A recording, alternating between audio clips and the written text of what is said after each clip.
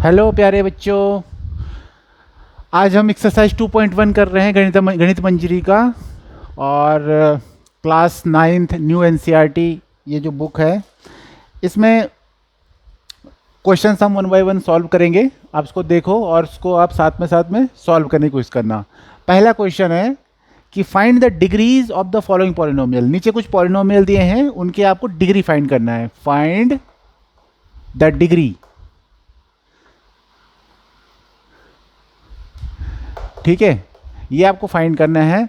Degree हमने बच्चों ने बताया कि जो एल्जेब्रिक एक्सप्रेशन है या जो भी पॉलिनोमियल है उसमें वेरिएबल की हाईएस्ट पावर जो है, हाईएस्ट पावर वेरिएबल मतलब एक्स वाई जेड जो है उनकी हाईएस्ट पावर जो है, जैसे एक्स है, वाई है, जेड है, इसकी ऊपर जितनी पावर होगी, ठीक है, हाईएस्ट जो भी होगी वो आपकी डिग्री होगी। ठीक है, तो इसका पहला क्वेश्चन है, फर्स्ट पार्ट, पहले क्वेश्चन का फर्स्ट पार्ट है 2x² minus 5x plus 3। 2x² minus 5x plus 3, इसकी डिग्री बताओ बच्चों। तो यहाँ पे ये एल्जेब्रिक एक्सप्रेशन है, इसमें 1 2 3 टर्म है।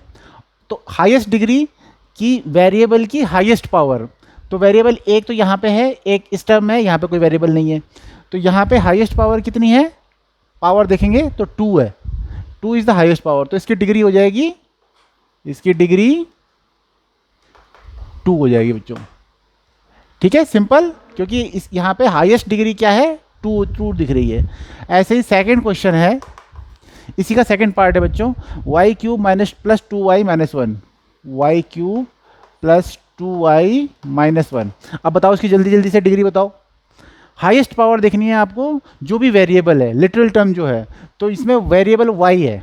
ठीक है, तो एक टर्म, दो टर्म, तीन टर्म, तो y की हाईएस्ट पावर कितनी दिख रही है हमें, पावर जो दिख रही है, तो हमें यहाँ पे y की हाईएस्ट पावर कितनी दिख रही है, 3। तो इसकी डिग्री सीधी सीधी हो जाएगी 3, डिग्री इसकी हो जाएगी बच्चों 3। इजी है। अब इसका थर्ड पार्ट करते हैं, -9। -9, अब इसमें तो वेरिएबल कुछ भी नहीं है, कुछ भी वेरिएबल नहीं है ना, यानी कि इसकी डिग्री हो जाएगी 0। जहाँ पे एक्स वाई जेड कुछ भी नहीं है, खाली नंबर दिया हुआ है, तो नंबर की डिग्री होती है 0 बच्चों। ठीक है, क्योंकि इसको अगर हम वेरिएबल के टर्म में लिखेंगे तो एक्स की पावर 0 लिखेंगे हम। किसी की भी वेरिएबल की पावर 0 होती है वो 1 होती है ना। अब इसका लास्ट पार्ट है बच्चों, लास्ट पार्ट है इसका 4z minus 3। 4z minus 3।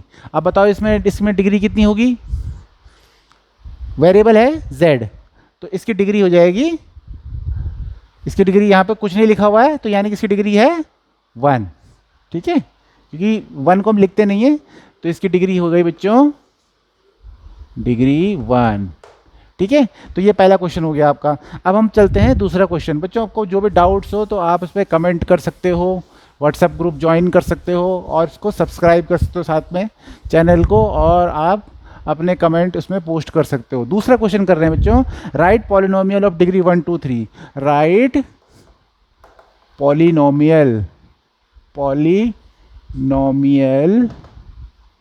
Of degree 1 2 3। आपको पॉलिनोमियल बनाने हैं जिसकी डिग्री 1 हो, एक और पॉलिनोमियल बनाना है जिसकी डिग्री 2 हो, और एक और बनाना है जिसकी डिग्री 3 हो। तो आप डिग्री 1 का तो बहुत सारे पॉलिनोमियल बना सकते हो बच्चों, बस इसमें वेरिएबल की हाईएस्ट पावर क्या होनी चाहिए, 1 होनी चाहिए, है ना। तो जैसे हम बना लेंगे, तो डिग्री 1 का पॉलिनोमियल क्या हो जाएगा, डिग्री 1, जैसे हमने लिख दिया x प्लस 2, या फिर एक और लिख सकते हैं 2x प्लस 1, ये भी है, या x प्लस 5। ये सब में वेरिएबल की पावर कितनी है, 1 है, क्योंकि हम इसमें लिखते नहीं है ना पावर को, तो वेरिएबल की पावर है 1। तो ये हो गया डिग्री 1। ठीक है, अब डिग्री 2 वाला बताओ, जिसमें डिग्री 2 हो सकती, डिग्री 2 होगी, जिसमें डिग्री 2 होगी, तो आपको वेरिएबल x² में लिखना है। ठीक है ना, हाईएस्ट पावर जो होगी, तो आप लिख सकते हो x² प्लस 5 ये हो सकता है। एक और हो जाएगा x square plus 7x plus 3, ये हो गया। 2x square plus 8x minus 5, इसमें हाईएस्ट डिग्री हाईएस्ट पावर कितनी है 2, इसमें भी 2 है, इसमें भी 2 है। तो यानी कि ये सारे के सारे पॉलिनोमियल, पॉलिनोमियल ये, पॉलिनोमियल ये, पॉलिनोमियल ये क्या होंगे 2 डिग्री के होंगे। तो ये एग्जाम्पल हो गए बच्चों। ऐसे आप बहुत सारे बना सकते हो। और अगर डिग्री 3 का बनाना है तब क्या करेंगे जरा बताओ। हाईएस्ट पावर कितना रखना है 3 रखोगे इसमें, है ना। तो जैसे हो जाएगा आपका x cube plus 7x plus 5, इसमें हाईएस्ट पावर कितनी है 3, तो इसकी डिग्री हो जाएगी 3। ऐसे ही एक और लिख सकते हैं, कुछ भी बना सकते हो आप। 2x cube plus 7x minus 2, x cube minus 7x या माइनस एक्स प्लस 8, ये सारे सब की डिग्री 3 है, क्योंकि इसकी हाईएस्ट पावर क्या है 3 है, तो इसलिए इसकी डिग्री हो जाएगी 3।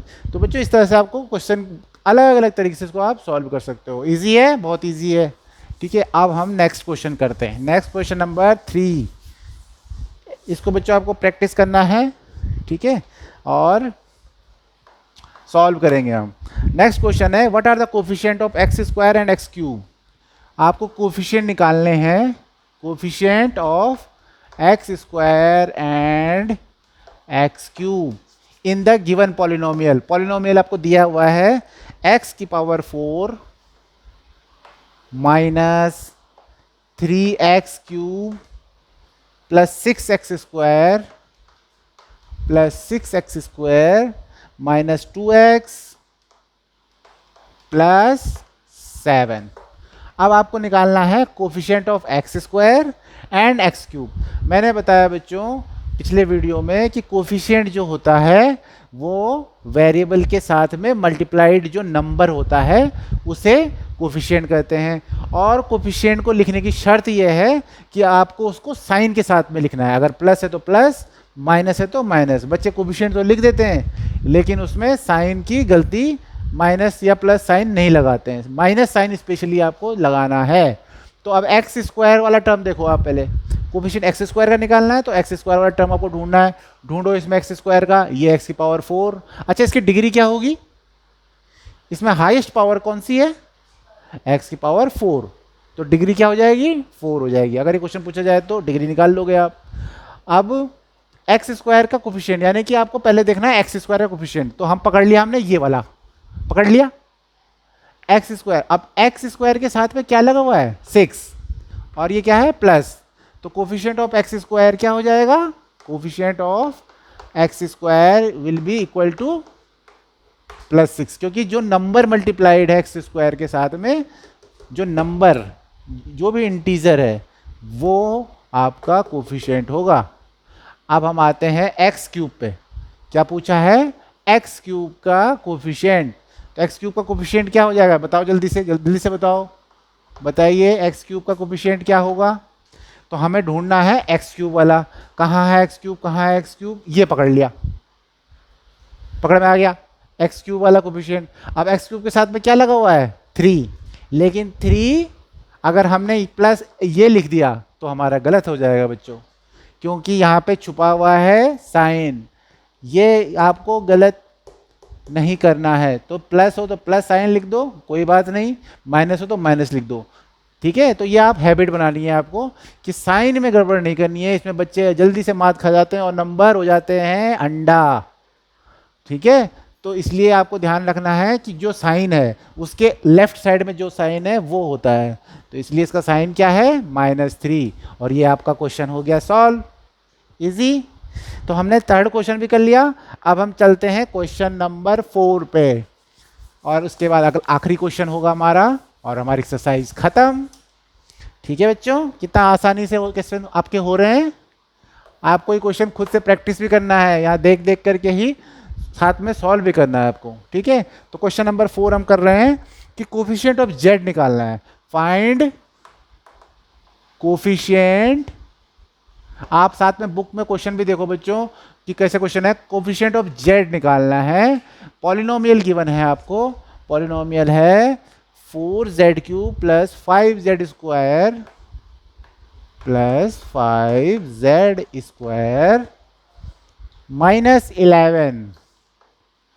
-11 तो आपको कोफिशिएंट निकालना है z का। अब मुझे बताओ कि यहाँ पे कहीं पे z दिख रहा है? कहीं z दिख रहा है? ये z³ है, ये z² है, ये नंबर है, z नहीं दिख रहा है, यानी कि कोफिशिएंट ऑफ z क्या है ही नहीं। तो जब जो है ही नहीं उसको क्या लिखोगे? अंडा। तो कोफिशिएंट ऑफ z हो जाएगा 0, क्योंकि z तो है ही नहीं। जब जो है ही नहीं तो वो क्या होगा? 0, बड़ा 0, ऐसे 0 बनाना, लेकिन मार्क्स फुल मिल जाएंगे इसमें। ठीक है, अब नेक्स्ट क्वेश्चन आते हैं, इजी है। अब नेक्स्ट क्वेश्चन है 5th नंबर ऑफ क्वेश्चन है, 5th लास्ट क्वेश्चन है बच्चों इस एक्सरसाइज का। तो देखो मस्त मजे मजे से हमारे क्वेश्चन हुए सारे के सारे। आई होप आप लोग को समझ में आ रहा होगा। अगर समझ में नहीं आ रहा है तो कमेंट करना जरूर बच्चों। लास्ट क्वेश्चन है, what is the constant term? What is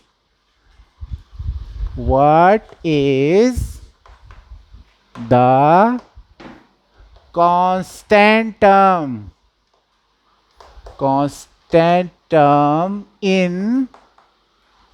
in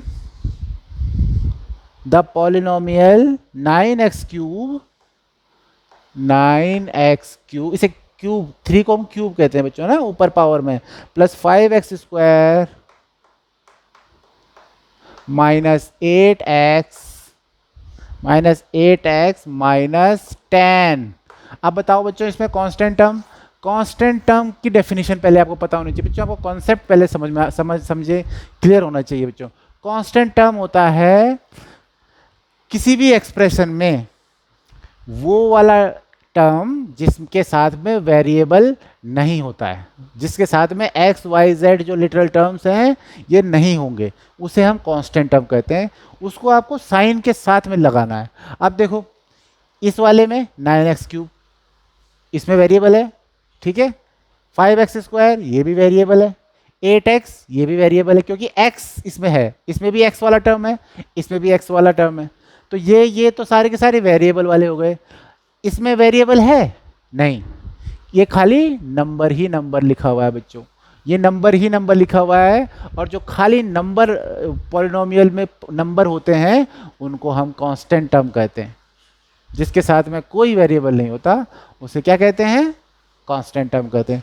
तो बच्चों समझ में आया? तो बताओ कांस्टेंट टर्म क्या होगा? हमारा आंसर देखो कितना आसान है। Constant term is a term which is without any variable. और वेरिएबल हमें पता है एक्स वाई जेड के टर्म में होते हैं, तो ये नहीं, ये नहीं, ये नहीं, ये भी नहीं, ये भी नहीं, ये वाला होगा। तो आंसर है आपका, बताओ क्या होगा? प्लस या माइनस? साइन आपको जरूर लगना है बच्चों। तो साइन क्या है? लेफ्ट साइड में इसका क्या पड़ा हुआ है? माइनस। अगर इसको आपने खाली 10 लिखा तो नंबर 0, ठीक है, इसलिए आपको साइन के साथ लिखना है बच्चों। तो ये एक्सरसाइज आपको समझ में आई? ये आपकी चैप्टर 2 की पहली एक्सरसाइज थी बच्चों। इससे पहले आपको वीडियो आपको देखने हैं जब मैंने आपको कॉन्सेप्ट समझाए हैं, ठीक है। और ये एक्सरसाइज आपकी हुई खत्म, ठीक है। तो हम वीडियो यहीं पे ख़त्म करते हैं, नेक्स्ट वीडियो में आपसे फिर मिलेंगे। Bye bye.